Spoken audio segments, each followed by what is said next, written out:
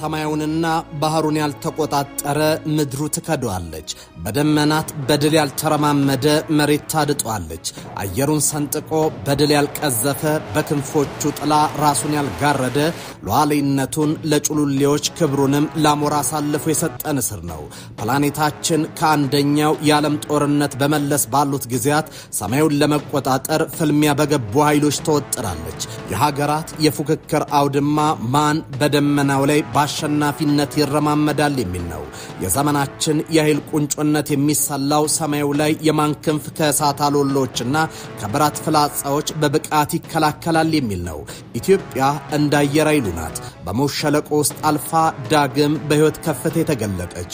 ትናንት አየር ኃይሉ አያስፈልግም ይፍረስ ተብሎ ነበር። ትላንት አየር ኃይሉ በመኖርና ባለመኖር መካከል ባላት ጣብቂኝ ውስጥ ነበር። ትናንት አየር ኃይሉ ከዘመኑ ጋር መራመድ ተስኖት በስለት እንደመራመድ ያለ በሞትና በሰመመን ውስጥ ባለ እውነታ ውስጥ ተሻግሯል። ዛሬ እነዛ አስፈሪ ቀናት አልፈዋል። በሞት ጥላ ውስጥ ያለፈው አየር ኃይሉ ዛሬ በኩራት ደመናትን እየገረሰሰ ሰማዩ የኛ ነው ብሏል። የአየር ኃይሉ ታድሶ እንደ ንስር የዳግም ውልደት የዳግም ከፍታና ልህቀት ነው። የአራተኛው ትውልድ ዘመናዊ የጦር ጄቶች በቀጣይ 5 ዓመታት ወደ 5ኛ ትውልድ የሚሸጋገር ራዕይ በቀጠናው ሰማዩን የተቆጣጠረ ግዙፍ ኃይል ሆኖ ዳግም ተወልዷል። ጤና ይስጥልኝ። ይህ ኢትዮ መልህቅ ነው። የኢትዮጵያ የአቪዬሽን ግንባታ የአየር ኃይሉ ግንባታ የቀጣይ ባህር ዳርቻዎችን ለመቆጣጠር የሚኖረውን ፋይዳና ኢትዮጵያን በማጽናቱ ረገድ ምን አይነት ሚና ይኖረዋል የሚለውን እየተመለከትን አብረናችሁን ቆያለን። አብራችሁን ቆዩ።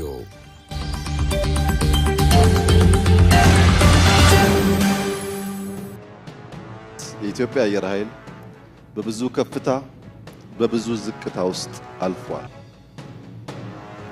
በብዙ ከፍታ ባለፈበት ዓመታት ጊዜዎች ውስጥ ለሀገር ኩራት፣ ለሀገር መከታ ኢትዮጵያን ለደፈሩ ሰዎች ሁነኛ መድኃኒት ሆኖ ከምስራቅ፣ ከሰሜን፣ ከደቡብ ኢትዮጵያን ለማጥቃት የሞከሩ ኃይላት ማሳፈር የቻለ ታላቅ ተቋም ነው። ከኢትዮጵያ በተጨማሪ በአፍሪካ ውስጥ በተለይም የኮሎኒ ዘመን እየተንኮታኮተ ሲመጣ የታንዛኒያን ኤርስፔስ ከፖርቹጊዝ የተከላከለ አየር ኃይል ነው። በብዙ የአፍሪካ ሀገራት ሰላም አስከባሪ ሆነን ስንሰማራ በሰላም አስከባሪነት ከስፔሻል ፎርስ ከእግረኛው ጦር በተጨማሪ አየር ኃይላችን ለአፍሪካ የማይናቅ አስተዋጽኦ ያደረገ ስመጥር ታላቅ ተቋም ነው። ዘመናዊው ዓለም የአየር ኃይል ሚናን የማድረግ አቅምንና ፍልስፍናን ቀይሮታል። ዛሬ አየሩን ያልተቆጣጠረ ሀገሩን መጠበቅ አይችልም የሚለው አንኳር እሳቤ ገኖ እየተነገረ ነው። የሀገራት የመከላከያ ሞዴልም በዚህ እሳቤ ቅርጽ እንዲይዝ ተደርጓል። ከዚህ ባሻገር የአየር ኃይል የፖለቲካ ግብ ማስፈጸሚያ ነው። ከጦር አውድማ ውሎ ባሻገር የጠረጴዛ ድርድሮችን የሚገራ ሆኗል። በጄምስ ሰተን የተጻፈው ኤር ፓወር ዘ ሂስትሪ ኦፍ ዋር ኢን ዘ ስካይ የአየር ኃይል በታሪክ ሂደት ውስጥ እንዴት የጦርነትን መልክ እንደቀየረውና የሀገራትን የበላይነት እንደወሰነ በጥልቀት የሚመረምር መጽሐፍ ነው። ደራሲው አንድ ሀገር ሰማዩን ካልተቆጣጠረች በምድርም ሆነ በባህር ጦርነትን ማሸነፍ አትችልም ይላል። እናም የዘመናዊ የአየር ኃይል እሳቤ በመለዮ ለቦሾቻቸው ደም የሚለካን የጦር ድል እያስቀረ ነው። ቴክኖሎጂ ጋራና ሸንተረርን በድንጋይ ካብ በሚሰሩ ምሽጎች የሚሰላ የጦር ድልን ቀይሯቸዋል። ቴክኖሎጂ የአየር ኃይል ሚናን አልቆታል። ጠቅላይ ሚኒስትር አብይ በሰማዩ ላይ የሚኖረን የበላይነት በባህሩ ላይ ያለንን ህልውና ይወስናል ሲሉ በዘርፉ አንቱ የተባሉ ልሂቃን ያጸኑትን እውነት በመንተራስ ነው። በኮሊንስ ግሬ የተጻፈው ኤር ፓወር ፎር ስትራቴጂክ ኢፌክት የተሰኘው መጽሐፍ የአየር ኃይል ፖለቲካዊ ግቦችን ለማሳካት ያለውን ወሳኝነት ያብራራል። ልሂቃን የስትራቴጂያዊ ቅዱስ መጽሐፍ እያሉ የሚያሞካሹት መጽሐፉ ኢትዮጵያ የአየር ኃይል የማደራጀት ፍልስፍና ምን ያክል ሳይንሳዊ መሆኑን ያስረግጣል። እንደ ግሬ ቴክኖሎጂ ግብ አይደለም ሲል ያስጠነቅቃል። በጣም ዘመናዊ ጄት መያዝ ብቻውን ትርጉም የለውም። ያ ጄት በጠላት ላይ ምን አይነት ስልታዊ ጫና ያሳድራል የሚለውን ይተነትናል። ደራሲው አየር ኃይል ፖለቲካዊ መሳሪያ ነው ይላል። ጄቶችና ሚሳኤሎች የፖለቲካ ዓላማ ማስፈጸሚያ መንገዶች እንጂ በራሳቸው ግብ አይደሉም። የኢትዮጵያ ሱ-27 ሱ-30 ጄቴን እጅግ ዘመናዊ ድሮኖችን መታጠቋ በራሱ ግብ አይደለም። የኢትዮጵያ ግብ ቀጠናዊ ፍላጎቷን በአየር ኃይሉ የማስፈጸም ነው። በመሆኑም የአየር ኃይሉ ግንባታ ጦር የማከማቸት እሽቅድድምና የውረድ እንውረድ ፉክክር አይደለም። ከዚያ ይልቅ ሀገርን በከፍታ የማቆም በቀጠናዊ ፉክክር ከተገዳዳሪዎች ልቆ የመገኘት ነው። ኢትዮጵያ የአየር ኃይል ግንባታ ሉዓላዊነቷን ለማስከበር ራሷን ከጠላት ለመከላከልና ለህልውና ወሳኝ የሆነውን የባህር ዳርቻዋን ለመቆጣጠር ግብ ያደረገ የስትራቴጂ ማስፈጸሚያ መሳሪያ ነው። በሚቀጥሉት 5 ዓመታት አሁን ያለንበትን የአየር ኃይል አቅም በእጥፍ ደረጃ ለማሳደግ የኢትዮጵያ መንግስት ግልጽ እቅድ፣ በጀት እና ምንጭ ለይቶ ከዋና ዋና አምራቾች ጋር በትብብር ስራ የጀመረ ሲሆን ዛሬ የአራተኛውን ትውልድ የመዋጋት ብቃት የገነባው አየር ኃይላችን በ2030 ወደ 5ኛው ትውልድ የሚሸጋገር በቁጥርም ከተዋጊ አንጻር አሁን ያለው በእጥፍ ቁጥር የምናሳድግ ይሆናል። በአየር ኃይል መብቃት ማሳደግ የሚያስፈልግበት ዋናው ምክንያት በስጋና በአጥንት ድል ማስመዝገብ ያደረ የቀረ ስርዓት ስለሆነ በቶክስ አቅም፣ በፕሪሲሽን፣ በቴክኖሎጂ ብዙ ምሽጎች ማፍረስና ውጊያን ማሳጠር ታሳቢ ያደረገ አቅጣጫ እንከተላለን። የኢትዮጵያ ሽግግር አንዱ ማሳያ አየር ኃይሉ ነው። የኢፌድሪ አየር ኃይል ከተመሰረተበት ከ1928 እስከ 1982 ድረስ እድገቱ ተፈጥሯዊ ነበር።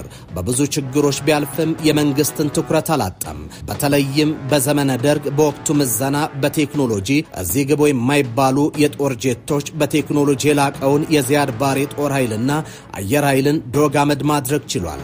ኢትዮጵያ በአብራሪዎቿ ብቃት በአየር ውጊያና ከአየር ወደ ምድር በተደረገ ውጊያ ፍጹም የበላይነትን በመያዝ አሸናፊ መሆን ችላለች። አየር ኃይሉ ከለውጡ በፊት ባሉ 27 ዓመታት ልክ እንደ ባህር በሩ የህልውና አደጋ አጋጥሞታል።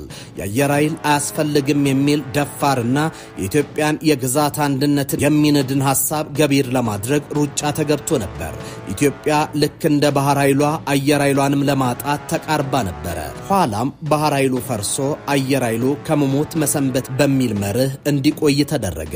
አየር ኃይሉ ዳግም እንዲወለድ የሆነው በለውጡ ማግስት ነው። ጠቅላይ ሚኒስትሩ የመሩት ለውጥ ቀዳሚ ግቡ ኢትዮጵያ ነች። ግዛትን ቆርሶ ለባዕድ ከማስረከብ የኢትዮጵያ ግዛት አንድነትን ወደሚያጸና አስተዳደር ለውጥ መደረጉ ባለፉት 7 ዓመታት ውስጥ ታይቷል። እውነት ነው፣ ኢትዮጵያ የታፈረችና የተከበረች ሀገር ናት። የአየር ኃይሉ ግንባታ መሰረት ኢትዮጵያ ታፍራና ተከብራ የምትኖረው የግዛት አንድነቷ ሲጠበቅ ሉዓላዊነቷ ሲጸና እንደሆነ በማመን ነው። እናም የአንድ ሀገር የሉዓላዊነት አካል የሆኑት ምድሩን ባህሩንና አየሩን ከመጠበቅና ከማስከበር ባሻገር የትናንት ጥፋቶችን ወደ ማረም ተሸጋግሯል። የኢትዮጵያ ሉዓላዊነት የሚከበረው አየሩ ላይ ነው። ዓለም ዛሬ በአየር ኃይል ወደ ላቀ ደረጃ የማሸጋገር እሽቅድድም ውስጥ የገባቸው አየር ኃይል ራስን ከመከላከል ባሻገር የሀገራዊ ስትራቴጂያዊ ማስፈጸሚያ በመሆኑ ምክንያት ነው። የኢትዮጵያ እውነታም ከዚህ ነባራዊ የዓለም እውነታ ተቀድቷል። ድንበርን ከማስከበር ባሻገር የኢትዮጵያ ብሔራዊ ፍላጎቶችን ማስፈጸሚያም ነው። ለዛም ነው ባለፉት 85 ዓመታት ውስጥ ከተሰራው ስራ ይልቅ ባለፉት 5 ዓመታት የተሰራው የአየር ኃይል ግንባታ የላቀው። ለጠላቶቻችን በራችን በቅጡ መዘጋቱን ማረጋገጥ ያስፈልጋል። ባለፉት 100 ዓመታት ጠላቶቻችን ከቅርብና ከሩቅ የኢትዮጵያን አጠቃላይ አቅም ለማዳከም ስትራቴጂ ጥቅሞቿን ለማደናቀፍና ጥቅሞቿን ለመጋራት በብዙ ደክመዋል፣ በብዙ ሰርተዋል። ያ እንዳይደገም ወዳጆቻችን በራችን ክፍት ነው። በትብብር አብረን ለመስራት አብረን ለማደግ ያለንን ቁርጠኝነት በድጋሚ ያረጋገጡ ጠላቶቻችንን በሚመለከት ግን የኢትዮጵያን ክብር፣ የኢትዮጵያን አንድነት፣ የኢትዮጵያን ብሔራዊ ጥቅም ለማስከበር ተኝተን የማናድር መሆኑን በድጋሚ ማረጋገጥ ወዳለሁ። በቢሾፍቱ የአየር ኃይል 9ኛ ዓመት በዓል የአንድ አንጋፋ ተቋም ልደትን የማክበር በዓል ብቻ አይደለም። ኢትዮጵያ ብሔራዊ ጥቅሟን ለማስከበር እንደማትደረደር የገለጸችበት፣ የአየር ኃይል ግንባታዋ ዘመኑን የዋጀ መሆኑን ያሳየችበትና የአየር ኃይል ግንባታዋ ቁልፍ የስትራቴጂ ማስፈጸሚያ መሆኑን የገለጠችበት ነው። የኢትዮጵያ የአየር ኃይል ግንባታ 4ኛ ትውልድ ላይ ደርሷል። በ2030 ወደ 5ኛ ትውልድ የልህቀት ደረጃ ይደርሳል። ቀጠናዊ ተገዳዳሪዎቿ ገና የ2ኛ ትውልድ የጦር ጄት ደረጃ ላይ ናቸው። ልዩነቱ በፌራሪና የ1990ዎቹ ሞዴል ቶዮታ ዲኤክስ መካከል እንደማለት ነው። የጠቅላይ ሚኒስትሩ በንግግራቸው ያነሱት እውነት ኢትዮጵያን ከባህር በር ለመክፋት ተብለው በባዕዳን ከተፈጠሩ ሀገራት ይልቅ የላቀች መሆኗን ብቻ አይደለም፣ ለፉክክሩ የሚያበቃ አቻነት እንደሌላቸው ነው። ዶክተር አብይ በንግግራቸው ያነሱት ሱ30ና በሚግ 21 የቴክኖሎጂ ንጽጽር የደረጃ ልዩነቱን ፍንትው አድርጎ የሚያሳይ ነው። ይህ ግን ወታደራዊ ፉከራ አይደለም። ይህ የክተት አዋጅ፣ የጦር አውረድ ጥሪ አይደለም። ለዚህ ማሳያ የሚሆነው በዚህ ሁሉ የኢኮኖሚና የጦር አቅም ልዩነትን ይዞ በቀናት ውስጥ ፍላጎትን ማስፈጸምም ማስገበርም እየተቻለ የኑን እንነጋገር ጥሪ የመቅረቡ እውነታ ነው። ለዚህ ነው 7 ዓመታት ሙሉ ኢትዮጵያን ከባህሩ ለማራቅ ለተፈጠረችው ሀገር ከኢኮኖሚ ድቀት የሚያላቅቁ ፕሮጀክቶችን በሰጥቶ መቀበል መርህ ስጡን እንስጣችሁ የተባለው። ዛሬ ኢትዮጵያ በሰው ኃይል ብዛት የላቀች ብትሆንም ግጭትን ከስጋና ደም ከሚደረግ ፍልሚያ ያላቀቀች ወደ ቴክኖሎጂ ልዕልና አሻጋግረዋለች። ይህ ደግሞ ለማናቸውም ተቀናቃኝ ኃይል ውጊያው ሳይጀመር ተሸንፋቸዋል የሚል የስነ ልቦና ጫና በመፍጠር በቀጠናው ላይ ጦርነት እንዳይቀሰቀስ የሚያደርግ የሰላም ዋስትና ነው። ፊሊፕ ሜሊንገር The Paths of Heaven The Evolution of Air Power Theory መጽሐፍ እንደሚያትተው የአየር ላይ የበላይነት ያለው ሀገር የፈለገውን ያደርግ ዘንድ የፖለቲካ ነጻነት አለው ይላል። እናም የአየር ኃይል የበላይነት ያለው ሀገር ብቻ ነው የፈለገውን የፖለቲካ ውሳኔ በነጻነት መተግበር የሚችለው። ነገር ግን በአየር ኃይል የተበለጠ አካል ከውሳኔው አስቀድሞ ሰማያዊን ያያል። ለኢትዮጵያ ባህሩን የከለከሉ ሀገራትም ቀጣይ ባህሩ ላይ የሚኖራቸው ውሳኔ አንገታቸውን አቆልቁለው ከማጽደቃቸው በፊት ሰማዩን እንዲያዩ ይገደዳሉ። ፊሊፕ ሚሊንገር የአየር ላይ የበላይነት ፖለቲካ ቪቶ ፓወር ነው ይለዋል። በዘመናዊ የዓለም ፖለቲካ ስሌት ሰማዩን የተቆጣጠረ ሀገር የተገዳዳሪ ሀገርን ምድራዊ እንቅስቃሴ የመገደብ አቅም አለው። እናም ይላል ጸሐፊው፣ የአየር ላይ ፉክክር በሰማይ ላይ የሚደረግ የፖለቲካ ቼዝ ነው። የአየርን የበላይነት የወሰደ የየብሱንም ባህሩንም ይቆጣጠራል። በዚህ ምክንያት ኢትዮጵያ በአየር ኃይሏ በኩል ወደ ባህሩ በር ተቃርባለች። ጠቅላይ ሚኒስትር አብይ አህመድ የአየር ኃይልን የበላይነትን የስትራቴጂክ ማስፈጸሚያ መሳሪያም አድርገውታል። አላግባብ በተሰጡ የኢትዮጵያ ስትራቴጂያዊ ጥቅሞች ላይ ሂሳብ ማወራረዷን አትተውም የሚለው ገለጻቸውም ኢትዮጵያ የባህር በርንም ሆነ ሌሎች ስትራቴጂያዊ ጥቅሞቿን ለማስከበር ያላትን ቁርጠኝነት የሚያጸና ነው። የጠቅላይ ሚኒስትሩ ንግግር ኢትዮጵያ ከዚህ ቀደም በነበሩ የታሪክ አጋጣሚዎችና በሴራዎች ምክንያት በተወሰኑ ውሳኔዎች ያጣችውን ጥቅም በድርድርም ይሁን በዲፕሎማሲ ማስመለስ እንቅስቃሴ እንደምትጀምር አመላካች ነው። ይህ ሂሳብ የማወራረድ ጉዳይ ግቡ ጦርነት አይደለም። ከሰላም ብቻ አተርፋሉ የምትል ሀገር ጦር አትመዝም። ከዚያ ይልቅ ባለፉት 7 ዓመታት የተከተለችውን ፍትሐዊና ሚዛናዊ የሆነ በቀጠናዊ አብሮነት በሰላም ፍላጎቷን ለማግኘት እየጣረች መሆኑን አመላካች ነው። ከዚህ ባሻገር የጠቅላይ ሚኒስትር አብይ ኢትዮጵያ በክፉ ለሚመለከቱ ሀገራት ተባብሮ ብቻ ማደግ ያዋጣል የሚለው ንግግራቸው ኢትዮጵያ በቀጠና ያላትን የኃይል የበላይነት ተጠቅማ ለጋራ ብልጽግና ትተጋለች የሚለው መርሃ ዛሬም እንደተጠበቀ ያመላክታል። የኢትዮጵያ በቀጠናው የያዘችው የአየር የበላይነት የሰላምና የአብሮነት የመበልጸግ ስትራቴጂ ማስፈጸሚያ ነው።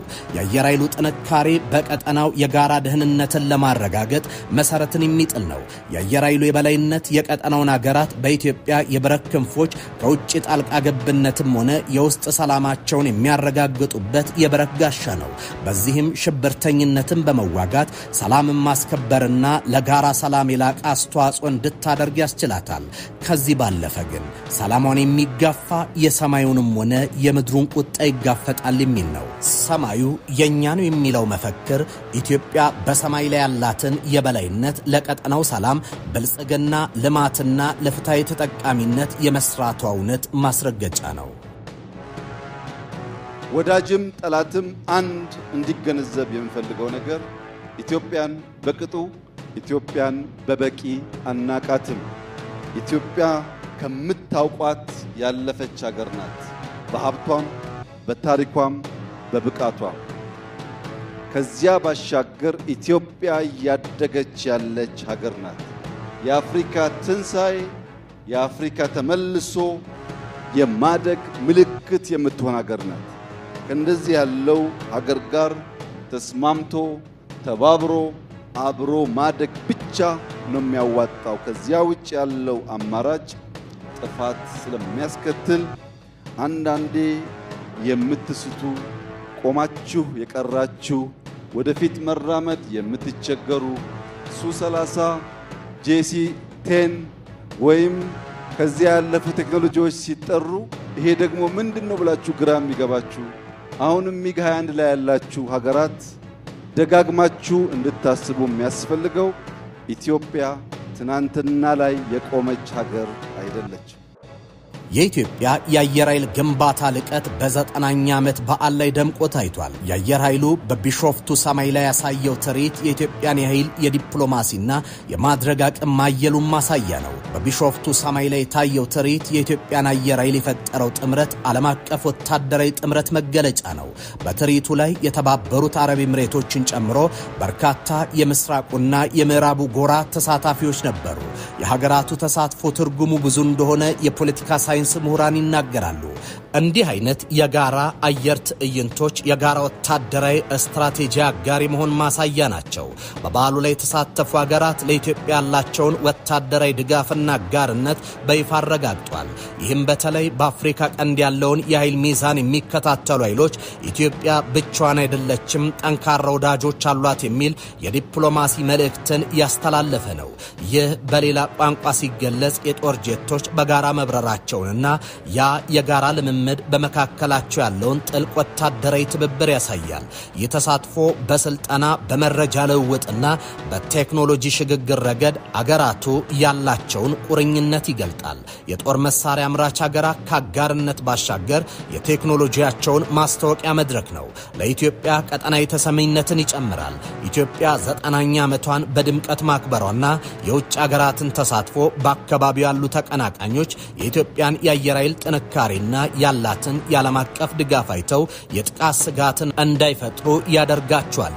በቢሾፍቱ የተካሄደው የ90ኛው ዓመት በዓል ትርኢት የኢትዮጵያ አየር ኃይል ወደ ላቀ ዘመናዊነትና ባለ ብዙ ወገን ትብብር መሸጋገሩን ያበሰረበት ክስተት ነው። አየር ኃይሉ ሰማያዊኛን የሚያስብል ለውጦችን አስተናግዷል። የአየር ኃይሉን ብቃት በኢትዮጵያ ሰማይ ማንም የማይሰለጥንበት ደረጃ ላይ እንዲደርስም ሆኗል። ሰማይ የሉዓላዊነት ቀጠና ነው። ሰማይ የነጻነት አየር የሚተነፈስበት የብሔራዊ ኩራት አርማ ነው። የአየር ኃይሉ ታሪክ የጀግንነት ታሪክ ነው። ካራማራ ላይ የጠላት ወራሪ ኃይል ቅስሙ የተሰበረው በኢትዮጵያን የሰማይ አናብስት ድንቅ ጥበብ ጀግንነትና ቆራጥነት ነበር። የአየር ኃይሉ ጀግንነት በታጠቀው መሳሪያ ብዛት አይደለም። የአየር ኃይሉ ትልቅ አቅም ተዋጊ አውሮፕላኖች እንዳሻቸው የሚዘውሩ ድንቅ አብራሪዎችን መያዙ ነው። በኢትዮጵያና ሶማሊያ መካከል ተካሂዶ የነበረው ጦርነት ለዚህ ትልቁ ማሳያ ነው። ያኔ የሶማሊያ የጦር ቴክኖሎጂና የሚያንቀሳቅሷቸው የጦር ጄቶች የተሻለ አቅም የነበራቸው ነበሩ። በኢትዮጵያና በሶማሊያ መካከል የተካሄደው ጦርነት በዓለም ወታደራዊ ታሪክ ውስጥ ልዩ ቦታ የያዘው በዚህ ምክንያት ነው። ኢትዮጵያ በወቅቱ የነበሯት ኖርዝሮፕ F-5E ታይገር 2 የተባሉ የአሜሪካ ሰራሽ ጄቶች ነበሩ። ሶማሊያ ደግሞ በቁጥር የሚበልጡ የሶቪየት ሰራሽ ሚግ 17 እና ሚግ 21 ጄቶችን አሰልፋ ነበር። በወረቀት ስሌት ሶማሊያ የላቀች ብትሆንም በተግባር ግን የሆነው ሌላ ተአምር ነው። የአየር ኃይሉ አብራሪዎች ብቁ ስልጠና ማግኘታቸው በሰማይ ላይ በሚደረግ የቅርብ ፍልሚያ ዶግፋይት ተወዳዳሪ የማይገኝላቸው ነበሩ። ሶማሊያ የአየር የበላይነቱን ለመያዝ ብትሞክርም በሳምንታት ውስጥ ግን አየር ኃይሏ ሙሉ በሙሉ በሚባል ደረጃ ከጥቅም ውጭ ሆነ። በዚህ ወቅት አስገራሚው የታሪክ አጋጣሚ ነው። ኢትዮጵያ በወቅቱ ወደ ሶሻሊስት ጎራ ብትዞርም በጦርነቱ ድል አድራጊነቷ ሚስጥር የኢትዮጵያ አብራሪዎች ጥበብ ነበር። በወቅቱ አሜሪካ ኢትዮጵያ ሶሻሊስት ካምፑን በመቀላቀሏ መለዋውጫ ብትከለከልም የአየር ኃይሏ መሐንዲሶች ባላቸው ጥበብ አውሮፕላኖችን አብርረው ድል አስመዝግበዋል። መሳሪያ ብቻውን አይዋጋም። የሚዋጋውና ድል የሚያመጣው የመዋጋት ፍቃድን ከጥበብ ጋር ያዋሃደ ጀግንነት ነው። አየር ኃይሉ ባነሰ ቴክኖሎጂ የጦርነት ውጤትን የቀለበሱ አብራሪዎችን ማፍራት ችሏል እና ዛሬ ዘመኑን የዋጁ ተዋጊ ጄቶችን የታጠቁ አብራሪዎች ምን ያክል ስኬታማና በሰማዩ ላይ የሚኖራቸውን የበላይነት መገመትም ለማንም ግልጽ የሆነ እውነት ይሆናል። እናም በሪፎርም የታደሰው የአሁኑ አየር ኃይል በሰው ሀብት ልማት ስራው ከሀገር ልጆች ተሻግሮ ለበርካታ ወዳጅ ሀገራት ስልጠናን በብቃት እስከ መስጠት ድረስ ደርሷል። ለዚህ ደግሞ ለውጡን ተከትሎ የተሰሩ የስልጠና ማዕከላትን የማዘመንና የማሻሻል ስራዎች ውጤት ማምጣታቸውን የሚያሳይ ነው። እናም ትናንት በነበረው ወኔ ላይ የዛሬውን ዘመናዊ ቴክኖሎጂ የደረበው አየር ኃይሉ በተሰራለት የለውጥ ስራና በዚህ ከፍታው ገና ሌሎች ዘጠናዎችን በብቃት እንዲሻገር ያስቻለውን የሚያስችለውንም አቅም ይዟል። የተወደዳችሁ የኢትዮ መልሕቅ ቤተሰቦች ለዛሬ ያዘጋጀንላችሁ ጥንቅር እዚህ ላይ አብቅቷል። በቀጣይ በሌላ ዝግጅት እስከምንገናኝ በያላችሁበት ሰናይ ጊዜ ይሁንላችሁ።